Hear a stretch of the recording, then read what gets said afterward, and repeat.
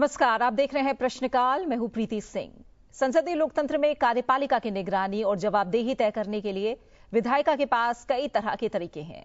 इनमें प्रश्नकाल सबसे महत्वपूर्ण है। संसद के दोनों सदनों में प्रश्नकाल की कार्यवाही के दौरान विभिन्न विषयों से जुड़े सवाल पूछे जाते हैं, जिसका जवाब संबंधित मंत्रालयों की ओर से दिया जाता है।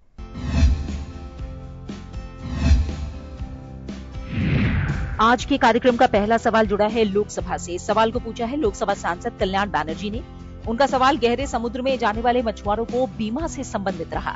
उन्होंने मत्स्य पालन, पशुपालन और डेयरी मंत्रालय से पूछा कि देश में गहरे समुद्र में जाने वाले मछुआरों को बीमा प्रदान किए जाने का ब्यौरा क्या है। पिछले 5 वर्षों के दौरान देश में समुद्री संसाधनों के उपयोग के विकास और आधुनिक जलीय कृषि तकनीकों को बढ़ावा देने के संबंध में ब्यौरा क्या है और मत्स्य पालन और जलीय कृषि अवसंरचना विकास निधि का कितना उपयोग किया गया है। इस सवाल का जवाब दिया मत्स्य पालन, पशुपालन और डेयरी राज्य मंत्री जॉर्ज कुरियन ने।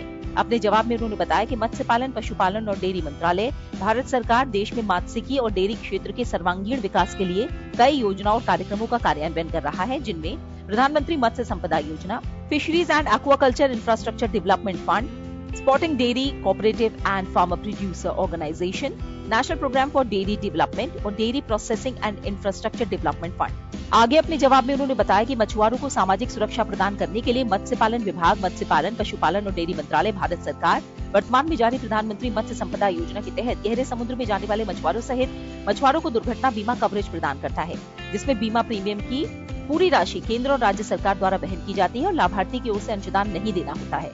इस योजना के तहत प्रदान की जाने वाली बीमा कवरेज में मृत्यु व स्थायी पूर्ण शारीरिक अक्षमता के लिए 5 लाख रुपए, स्थायी आंशिक शारीरिक अक्षमता के लिए 2,50,000 रुपए और दुर्घटना की स्थिति में अस्पताल में भर्ती होने पर 25,000 रुपए की राशि शामिल है। इसके अलावा फिशिंग वेसल्स के लिए बीमा प्रीमियम अनुदान योजना, जिसका उद्देश्य प्राकृतिक आपदाओं के कारण होने वाली आंशिक हानि, कुल हानि और मछली पकड़ने के लिए जाल सहित ऑयल मशीनरी और सहायक उपकरणों को होने वाले आकस्मिक नुकसान को कवर करना है। सभी प्रकार के आकार और श्रेणियों के लिए फिशिंग वेसल्स के लिए बीमा राशि के 2% प्लस लागू वस्तु और सेवा कर यानी GST की प्रीमियम दर के साथ रोल आउट के लिए अपने अंतिम चरण में है। इसके अलावा उन्होंने बताया कि इस योजना के तहत पिछले 4 वर्षों के दौरान मत्स्य पालन विभाग भारत सरकार ने भारतीय तटीय जल में समुद्री संसाधनों के सस्टेनेबल उपयोग के लिए मेरिकल्चर गतिविधियों सहित विभिन्न समुद्री मात्स्यिकी विकास परियोजना को स्वीकृति दी है। इन गतिविधियों में निर्यात क्षमता के लिए पारंपरिक मछुआरों के लिए 480 डीप सी फिशिंग वेसल्स की शुरुआत और 1,338 मौजूदा वेसल्स का उन्नयन, 1,525 sea cage, 10 marine fin fish hatchery, 2,307 bivalve cultivation unit और सी विड कल्टीवेशन के लिए 47,245 राफ्ट और 65,480 मोनोलाइन ट्यूब नेट के लिए सहायता शामिल है। इसके अतिरिक्त मत्स्य पालन विभाग, मत्स्य पालन, पशुपालन और डेयरी मंत्रालय भारत सरकार राष्ट्रीय मात्स्यिकी विकास बोर्ड के माध्यम से 100% केंद्रीय अंशदान के साथ प्रधानमंत्री मत्स्य संपदा योजना के तहत मात्स्यिकी और जल कृषि में मॉडर्न टेक्नोलॉजी के अनुप्रयोग सहित विभिन्न गतिविधियों के लिए मछुआरों और मत्स्य किसानों को प्रशिक्षण और क्षमता निर्माण कार्यक्रम प्रदान कर रहा है। प्रशिक्षण और कौशल विकास कार्यक्रमों में जल कृषि के विविध क्षेत्र शामिल हैं, जैसे गहन मीठे पानी की जल कृषि, खारे पानी की जल कृषि, मेरिकल्चर, सी वीड कल्टीवेशन, ठंडे पानी की जल कृषि, ऑर्नामेंटल फिशरीज, मत्स्य प्रसंस्करण और मार्केटिंग, वाणिज्यिक महत्व की विभिन्न मत्स्य प्रजातियों की प्रजाति विशिष्ट हैचरी ब्रीडिंग टेक्नोलॉजी। मत्स्य पालन विभाग, मत्स्य पालन, पशुपालन और डेयरी मंत्रालय वित्त वर्ष 2018-19 से 7,522 करोड़ रुपए के कुल फंड के साथ मात्स्यिकी और जल कृषि अवसंरचना विकास निधि, fisheries and aquaculture infrastructure development fund का कार्यान्वयन कर रहा है। FIDF अन्य बातों के साथ ही पहचान की गई फिशरीज इंफ्रास्ट्रक्चर फैसिलिटीज के विकास के लिए राज्य सरकारों, केंद्र शासित प्रदेशों, राज्य संस्थाओं और अन्य हितधारकों सहित पात्र संस्थाओं को विभिन्न फिशरीज इंफ्रास्ट्रक्चर फैसिलिटीज के विकास के लिए रियायती वित्त प्रदान करता है।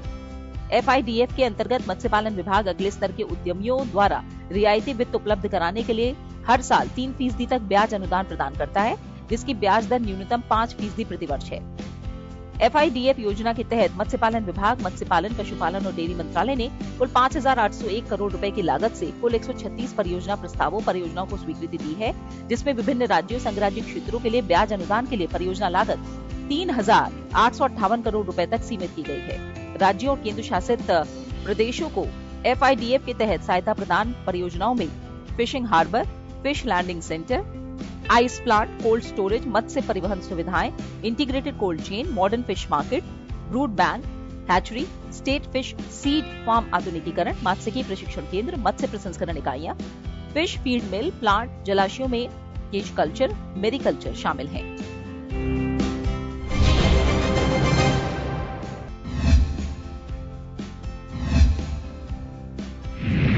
आज के कार्यक्रम का अगला सवाल जुड़ा है PLI सहायता से। सवाल को पूछा है लोकसभा सांसद शशांक मणि ने। उन्होंने वाणिज्य और उद्योग मंत्रालय से पूछा कि क्या मंत्रालय ने ये सुनिश्चित करने के लिए विशिष्ट रणनीतियां क्रियान्वित की हैं कि उत्पादन संबद्ध प्रोत्साहन योजना 14 प्रमुख क्षेत्रों में अपेक्षित निवेश और उत्पादन लक्ष्यों को प्राप्त करने में सूक्ष्म, लघु और मध्यम उद्यमों को प्रभावी रूप से सहायता प्रदान करे। अगर हाँ तो ब्यौरा क्या है? PLI योजना के तहत विशेष रूप से व्हाइट गुड्स के लिए कितना वित्तीय आवंटन किया गया है? अगर हाँ तो इसका ब्यौरा क्या है? इस सवाल का जवाब दिया वाणिज्य और उद्योग मंत्रालय में राज्य मंत्री जितेंद्र प्रसाद ने। उन्होंने बताया कि भारत के आत्मनिर्भर बनने के विजन को ध्यान में रखते हुए भारत की विनिर्माण क्षमताओं और निर्यात को बढ़ाने के लिए 14 प्रमुख क्षेत्रों के लिए 1.97 लाख करोड़ रुपए के परिव्यय के साथ उत्पादन संबद्ध प्रोत्साहन यानी PLI स्कीम की घोषणा की गई है। ये 14 क्षेत्र है: मोबाइल विनिर्माण और विशिष्ट इलेक्ट्रॉनिक घटक, महत्वपूर्ण प्रारंभिक सामग्री, मध्यवर्ती औषधि और एक्टिव फार्मास्यूटिकल सामग्रियां, चिकित्सा उपकरणों का विनिर्माण, ऑटोमोबाइल और ऑटो घटक, फार्मास्यूटिकल्स, ड्रग्स, विशेष इस्पात, दूरसंचार और नेटवर्किंग उत्पाद, इलेक्ट्रॉनिक प्रौद्योगिकी उत्पाद, व्हाइट गुड्स, AC और LED, खाद्य वस्तु, खाद्य उत्पाद, वस्त्र उत्पाद, MMF श्रेणी और तकनीकी वस्त्र, उच्च दक्षता वाले solar PV modules, advance chemistry cell, battery, drone और ड्रोन घटक। आगे अपने जवाब में उन्होंने बताया कि PLI स्कीमों का उद्देश्य प्रमुख क्षेत्रों और अत्याधुनिक टेक्नोलॉजी में निवेश को आकर्षित करना, दक्षता सुनिश्चित करना और विनिर्माण क्षेत्र में बड़े पैमाने की किफायत करना है। साथ ही भारतीय कंपनियों और विनिर्माताओं को वैश्विक स्तर पर प्रतिस्पर्धी बनाना है। ये स्कीमें अगले लगभग 5 वर्षों में उत्पादन, रोजगार और आर्थिक विकास को अत्यधिक बढ़ावा देने की क्षमता रखती हैं। PLI स्कीम का देश के MSME इकोसिस्टम पर क्रमिक प्रभाव पड़ता है। हर क्षेत्र की प्रमुख इकाइयां संपूर्ण मूल्य श्रृंखला में एक आपूर्तिकर्ता विक्रेता आधार का संयोजन करती हैं। इन सहायक इकाइयों में से अधिकांश MSME क्षेत्र में स्थापित की जाती हैं। विभिन्न PLI स्कीमों के तहत अनुमोदित 764 आवेदनों में से MSME श्रेणी के अंतर्गत 176 आवेदनों को अनुमोदन प्रदान किया गया है, जो बल्क ड्रग्स, चिकित्सा उपकरण, फार्मा, दूरसंचार, व्हाइट गुड्स, खाद्य प्रसंस्करण, वस्त्र और ड्रोन जैसे क्षेत्रों से संबंधित है। इसके अलावा उन्होंने बताया कि व्हाइट गुड्स के लिए PLI स्कीम को 6,238 करोड़ रुपए के परिव्यय के साथ अनुमोदन प्रदान किया गया है।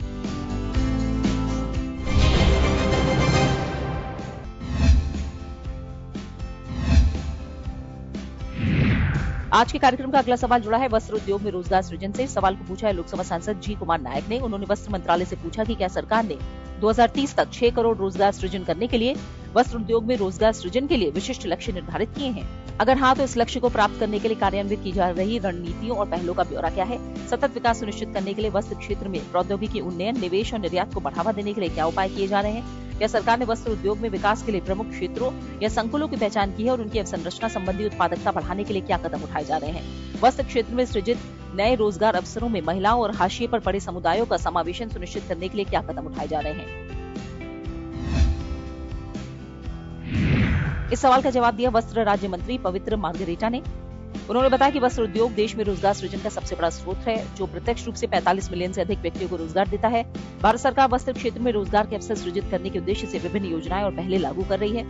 प्रमुख योजनाओं और पहलों में PM मेगा एकीकृत वस्त्र क्षेत्र और अपैरल पार्क योजना शामिल है, जिसका उद्देश्य एक आधुनिक, एकीकृत, बड़े पैमाने पर विश्व स्तरीय औद्योगिक पारिस्थितिकी तंत्र बनाना है, जो निवेश आकर्षित करने, रोजगार को बढ़ावा देने में मदद करेगा।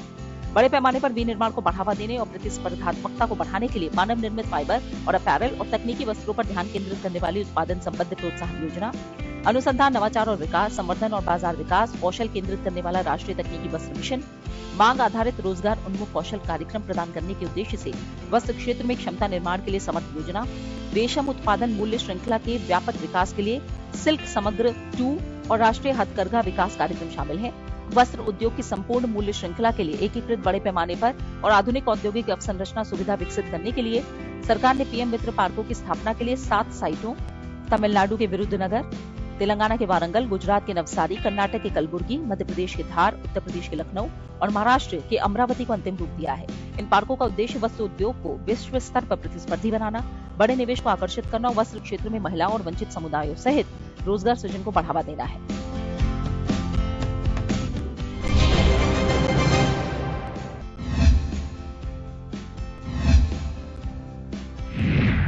आज के कार्यक्रम का अगला सवाल जुड़ा है उर्वरक और बीज विक्रेताओं के लिए प्रशिक्षण से। इस सवाल को पूछा है लोकसभा सांसद चंद्र प्रकाश जोशी ने। उन्होंने कृषि और किसान कल्याण मंत्रालय से पूछा कि उर्वरक और बीज विक्रेताओं के प्रशिक्षण के लिए क्या मानदंड निर्धारित किए गए हैं।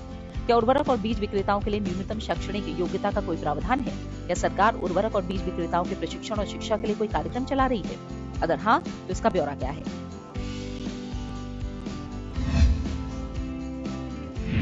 इस सवाल का जवाब दिया कृषि और किसान कल्याण राज्य मंत्री रामनाथ ठाकुर ने। उन्होंने बताया कि सरकार उर्वरक और बीज विक्रेताओं को प्रशिक्षण प्रदान करने के लिए योजनाएं कार्यान्वित कर रही है। उर्वरक नियंत्रण आदेश 1985 के अनुसार उर्वरक डीलरों विक्रेताओं के लिए न्यूनतम शैक्षिक योग्यता का प्रावधान है, जो इस प्रकार है।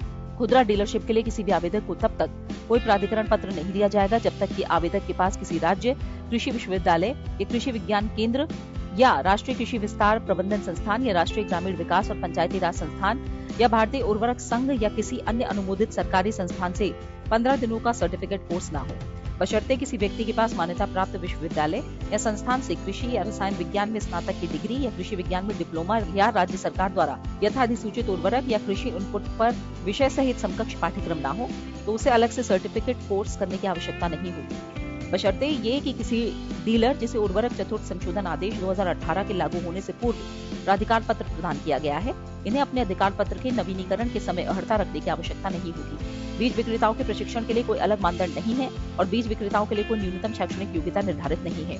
आगे अपने जवाब में उन्होंने बताया कि सरकार इनपुट डीलरों के लिए कृषि विस्तार सेवाओं में डिप्लोमा कार्यक्रम लागू कर रही है, जिसके लिए न्यूनतम योग्यता 10वीं उत्तीर्ण प्रमाण पत्र और इनपुट डीलर व्यवसाय चलाना है। इनपुट डीलरों के लिए कृषि विस्तार सरकार इनपुट डीलरों के लिए कृषि विस्तार सेवाओं में डिप्लोमा कार्यक्रम लागू कर रही है, जिसके लिए न्यूनतम योग्यता 10वीं उत्तीर्ण प्रमाण पत्र और इनपुट डीलर व्यवसाय चलाना है। इनपुट डीलरों के लिए कृषि विस्तार सेवाओं में डिप्लोमा उर्वरक और बीज विक्रेताओं सहित कृषि इनपुट डीलरों के लिए 1 वर्ष का डिप्लोमा कार्यक्रम है।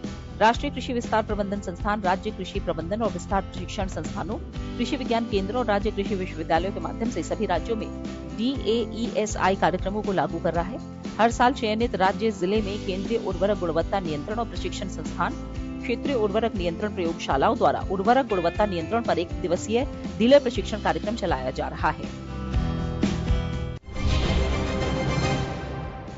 राज्यसभा में प्रश्नकाल के दौरान विभिन्न दलों के सांसदों ने मंत्रालयों से जुड़े कई विषयों पर अहम सवाल किए, जिसका सरकार की ओर से जवाब दिया गया।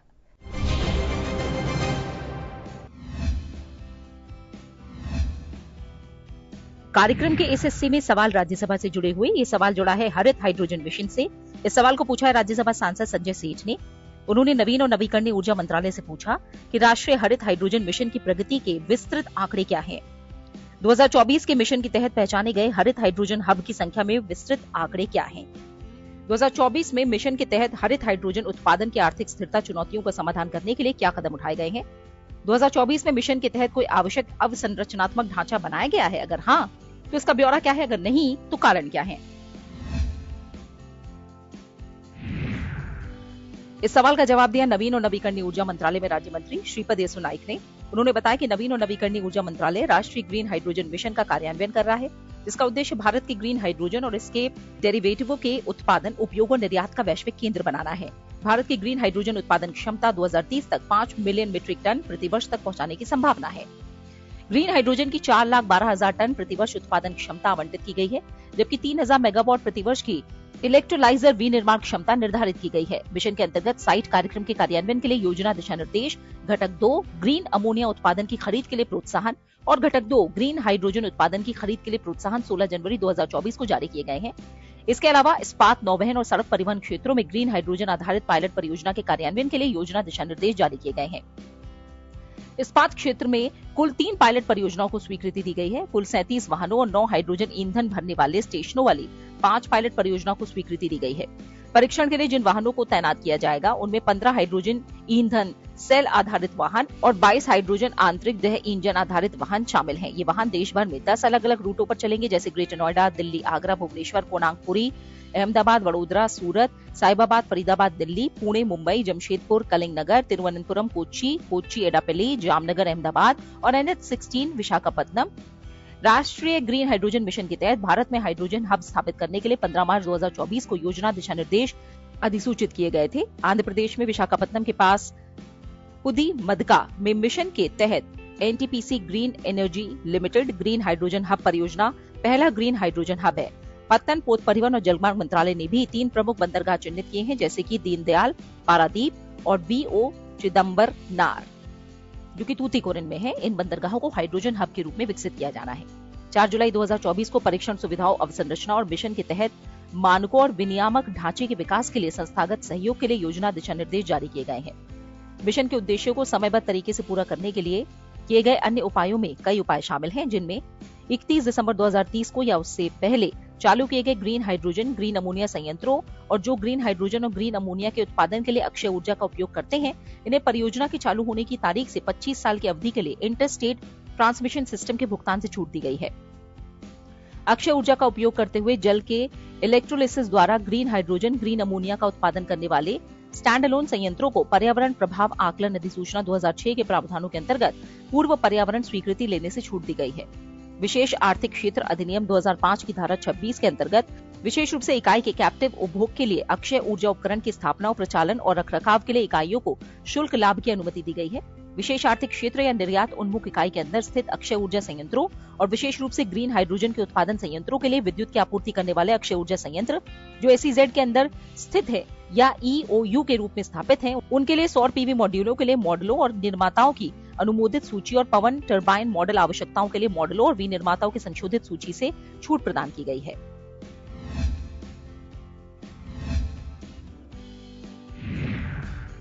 आज के कार्यक्रम का अगला सवाल जुड़ा है NHM के अंतर्गत मातृ और शिशु स्वास्थ्य संकेतकों में सुधार से। इस सवाल को पूछा है राज्यसभा सांसद कुंवर रतनजीत प्रताप नारायण सिंह ने। उन्होंने स्वास्थ्य और परिवार कल्याण मंत्रालय से पूछा कि 2024 में राष्ट्रीय स्वास्थ्य मिशन के तहत मातृ और शिशु स्वास्थ्य संकेतकों में कोई सुधार हुआ है? अगर हाँ, तो वैश्विक औसत की तुलना में इसका ब्यौरा क्या है? 2024 में बेहतर रोगी देखभाल की सुविधा के लिए विभिन्न राज्यों, संघराज्य क्षेत्रों में NHM के तहत किस तरह की उन्नत प्रौद्योगिकी को शामिल किया गया है और NHM समर्थित मुफ्त दवाओं और मुफ्त निदान सेवाओं का 2024 में वंचित समुदाय द्वारा जेब से किए जाने वाले खर्च पर क्या प्रभाव पड़ेगा? इस सवाल का जवाब दिया स्वास्थ्य और परिवार कल्याण मंत्रालय में राज्य मंत्री अनुप्रिया पटेल ने। उन्होंने बताया कि भारत के महारजिस्ट्रार द्वारा जारी नमूना पंजीकरण प्रणाली के अनुसार देश की प्रति लाख जीवित जन्म पर मातृ मृत्यु अनुपात 2014 से 2016 में 130 से 33 अंकों की उल्लेखनीय गिरावट के साथ 2018-19 में 97 हो गई है। इसी तरह नमूना पंजीकरण प्रणाली 2020 के अनुसार देश में शिशु मृत्यु दर 2014 में प्रति 1000 जीवित जन्मों पर 39 से घटकर 2020 में प्रति 1000 जीवित जन्मों पर 28 हो गई है। नवजात मृत्यु दर 2014 में प्रति 1000 जीवित जन्मों पर 26 से घटकर 2020 में प्रति 1000 जीवित जन्मों पर 20 हो गई है। 5 वर्ष से कम आयु के बच्चों की मृत्यु दर 2014 में प्रति 1000 जीवित जन्मों पर 45 से घटकर 2020 में प्रति 1000 जीवित जन्मों पर 32 हो गई है। पिछले 30 वर्षों में संयुक्त राष्ट्र मातृ मृत्यु अनुमान अंतर एजेंसी समूह रिपोर्ट के अनुसार भारत में मातृ मृत्यु अनुपात में 83% गिरावट आई है, जबकि वैश्विक स्तर पर 42% की कमी आई है। इसी तरह भारत में नवजात मृत्यु दर में 65% की कमी आई है, जबकि वैश्विक स्तर पर 51% की कमी आई है। भारत में शिशु मृत्यु दर में 69% की कमी आई है, जबकि वैश्विक स्तर पर 55% की कमी आई है।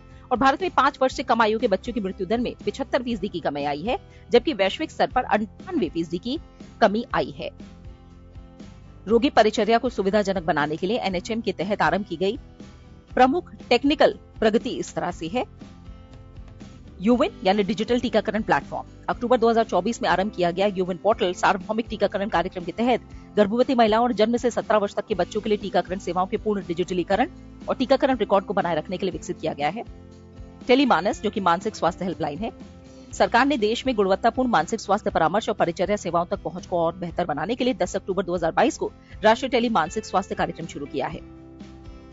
MMU मॉनिटरिंग पोर्टल, ये GGS के माध्यम से मोबाइल मेडिकल यूनिट्स को ट्रैक करता है, जिससे फील्ड हेल्थ केयर सेवाओं में बेहतरी होती है।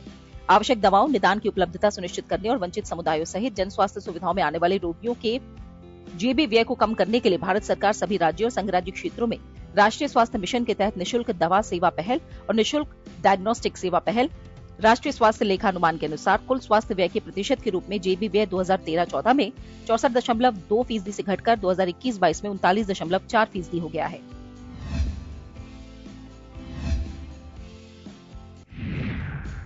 आज के कार्यक्रम का अगला सवाल जुड़ा है जन औषधि केंद्रों में कदाचार से। इस सवाल को पूछा है राज्यसभा सांसद डॉक्टर फौजिया खान ने। उन्होंने रसायन और उर्वरक मंत्रालय से पूछा कि क्या सरकार को जन औषधि केंद्रों पर कदाचारों, जिनमें औषधियों की अधिक कीमत वसूलना और अनाधिकृत स्रोतों से उनकी बिक्री करना शामिल है, इनके बारे में जानकारी है? अगर हाँ, तो ब्यौरा क्या है? और सरकार इन कदाचारों को रोकने और इनके समाधान के लिए क्या उपाय कर रही है, और ये सुनिश्चित करने के लिए कि इन केंद्रों पर बेची जाने वाली औषधियां गुणवत्ता और प्रभावकारिता के अपेक्षित मानकों को पूरा करें, विद्यमान गुणवत्ता नियंत्रण तंत्र में सुधार के लिए क्या कदम उठाए गए हैं।